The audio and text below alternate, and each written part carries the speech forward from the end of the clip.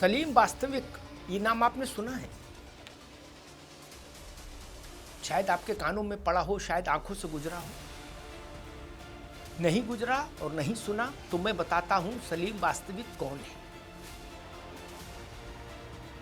सलीम वास्तविक, ये नाम आपको कुछ अटपटा लग रहा होगा ये फ्यूजन है हिंदू और मुसलमान का नाम में।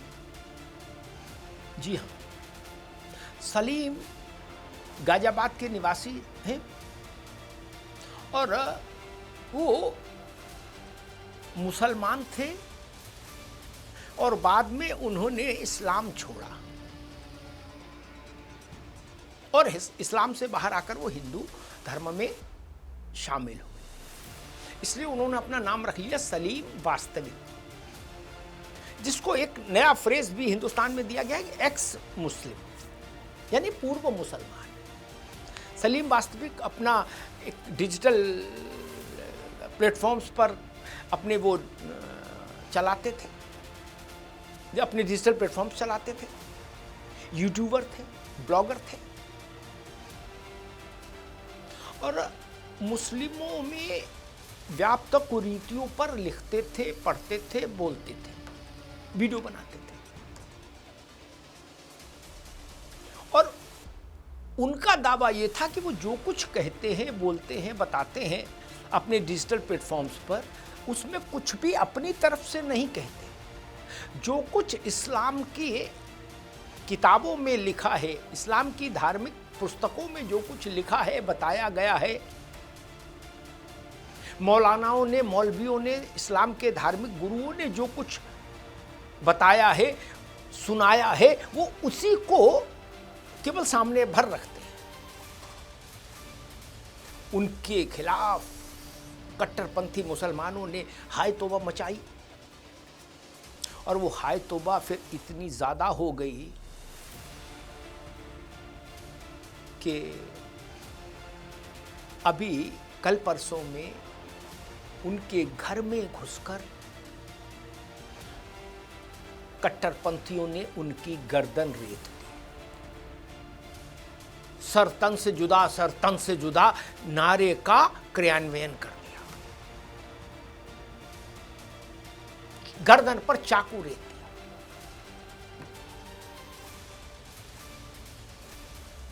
जीवन और मृत्यु से जूझ रहे थे सलीम, जूझ रहे सलीम वास्तविक। कुछ सवाल खड़े होते इस घटना से। अगर धर्म परिवर्तन की स्वतंत्रता है, अगर अभिव्यक्ति की स्वतंत्रता है, तो फिर सलीम वास्तविक पर हमला क्यों हुआ, उसकी गर्दन क्यों रेती गई? क्या यही भाईचारा है? यही गंगा जमुना है? इसी की दुहाई दी जाती है? और मुस्लिम वक्ता, प्रवक्ता और नेता कहते हैं कि इस्लाम तो शांति और सद्भाव का प्रचार करता है। ये शांति और सद्भाव का प्रचार है। इस्लाम के बारे में कोई कुछ कहे तो आपको मंजूर नहीं, आपको ये मंजूर नहीं कि जो इस्लाम के बारे में कुछ भी ऐसा बोल दे जो आपको अच्छा ना लगता हो तो वो आदमी जिंदा नहीं रहना चाहिए। आपकी ये धारणा है। कन्हैयालाल का सरतन से जुदा आपने किया, कमलेश तिवारी का सरतन से जुदा आपने किया। पुणे में मार दिया एक व्यक्ति को सिर्फ इसलिए कि उसने एक पोस्ट फॉरवर्ड कर दी थी जो आपको अच्छी नहीं लगती थी।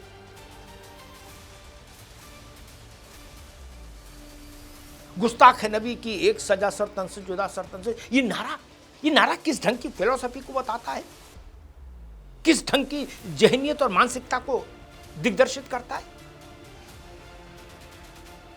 सलीम वास्तविक पर हुए इस कातिलाना हमले पर राष्ट्र को सोचना होगा।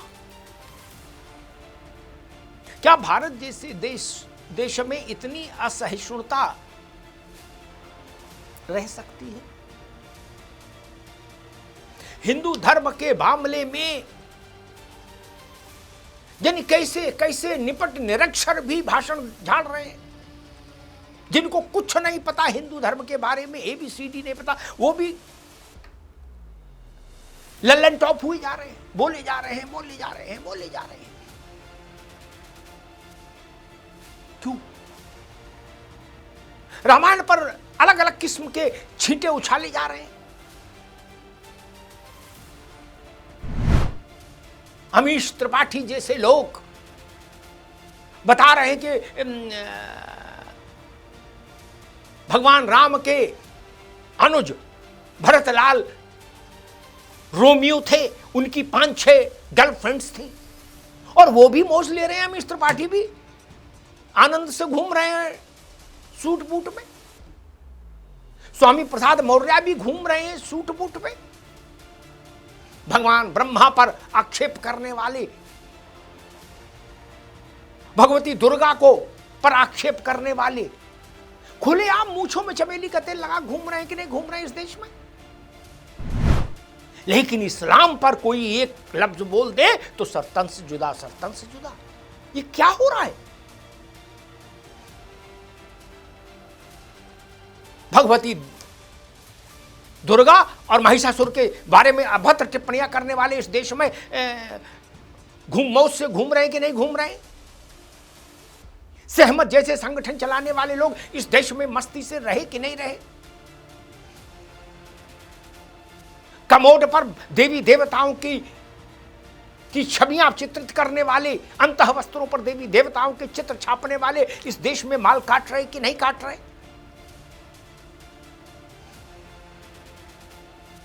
लेकिन इस्लाम पर कुछ भी बोल देंगे, नबी पर कुछ भी बोल देंगे तो सर तन से जुदा के अलावा कोई दूसरा रास्ता आपके लिए नहीं, ये जान लीजिए।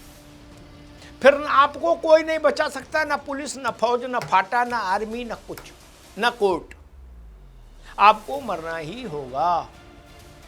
ऐसी परिस्थिति क्यों निर्मित हो गई? और ऊपर से तुर्रा ये कि हम तो जी मोहब्बत के दुकान वाले हैं। इस्लाम में तो मोहब्बत ही मोहब्बत है।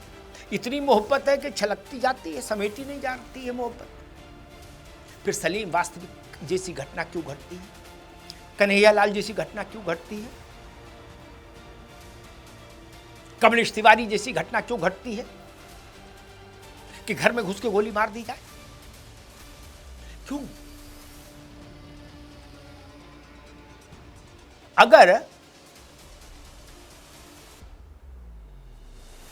सलीम वास्तविक ने जो बात कही वो तर्कपूर्ण नहीं, तो सलीम वास्तविक के खिलाफ मुकदमा लिखा दीजिए। कोई सलीम वास्तविक एक व्यक्ति नहीं, एक प्रवृत्ति की बात है। मान लीजिए किसी ने कुछ कहा, आपको अच्छा नहीं लगा, मुकदमा कर दीजिए। उसके खिलाफ शांतिपूर्ण प्रदर्शन भी ठीक है, थाने में जाके एप्लीकेशन देना भी ठीक है। लेकिन आप गर्दन काट देंगे,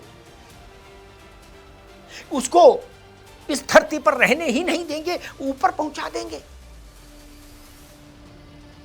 ये अस्वीकार्य होना चाहिए, ये अक्षम्य होना चाहिए।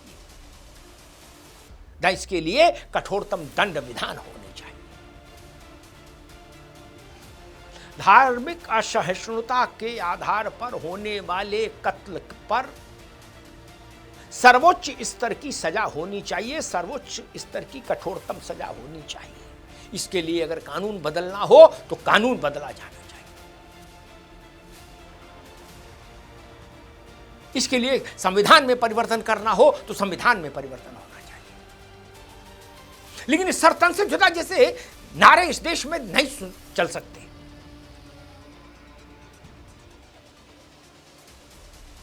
जो लोग कहते हैं हमारे लिए सबसे बड़ी किताब संविधान है, उनसे जाके पूछिए कि जब आपकी किताब और संविधान की किताब में कहीं टकराव हो जाता है तो आप संविधान को कोने में फेंक देते हो, फिर आप अपनी किताब फॉलो करते हो।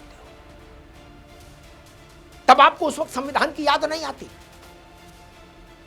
वैसे जेब में लिए संविधान घूम रहे हो, यहां भी संविधान दिखा रहे हो, वहां भी संविधान दिखा रहे हो, छत पर भी संविधान दिखा रहे हो, बेसमेंट में खड़े होकर भी संविधान लहरा रहे हो। लेकिन मसला जब आपकी किताब से हो जाए तो आपको कोई संविधान मंजूर नहीं, कोई कोर्ट कचहरी मंजूर नहीं, कोई लोकतंत्र मंजूर नहीं। आपको तब सिर्फ एक बात मंजूर है, सरतन से जुदा, सरतन से जुदा। ये नहीं चलेगा। हमको इतना लोकतंत्र मंजूर है, इतने में हम गैर लोकतांत्रिक प्रवृत्ति के साथ चलेंगे, ये नहीं हो सकता इस देश में। या तो संपूर्ण लोकतंत्र को स्वीकार करिए, और लोकतंत्र को स्वीकार करना, संविधान को स्वीकार करना कोई वैकल्पिक विषय नहीं ना भारत में, यह अनिवार्य तत्व है।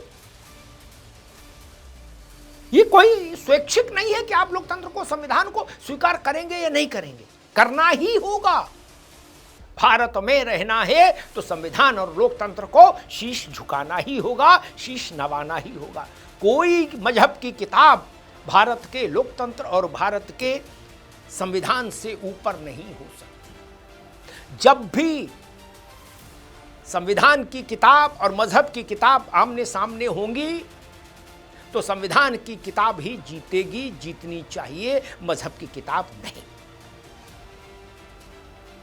एक ही किताब हिंदुस्तान में सबसे ऊपर है और वो है संविधान। मजहब की किताब अंदर वाली जेब में रखिए, बाहर वाली जेब में संविधान की किताब रहे। कानून का रास्ता है, आपको चीज अच्छी नहीं लग रही, कानून का रास्ता खुला है ना, उस रास्ते पर जाइए। आप सलीम, वास्तविक और कन्हैया लाल जैसा दृश्य पैदा करेंगे तो इस देश में फिर विचित्र परिस्थितियां पैदा हो जाएंगी। हर क्रिया की एक प्रतिक्रिया होती है। सोचिए क्या दृश्य पैदा होगा अगर प्रतिक्रियाओं की बाढ़ आ गई, तब पूरे देश के लिए क्या स्थिति बनेगी, और उन लोगों के लिए क्या स्थिति बनेगी जो हर वक्त सर तन से जुदा का नारा गुंजायमान करते रहते हैं।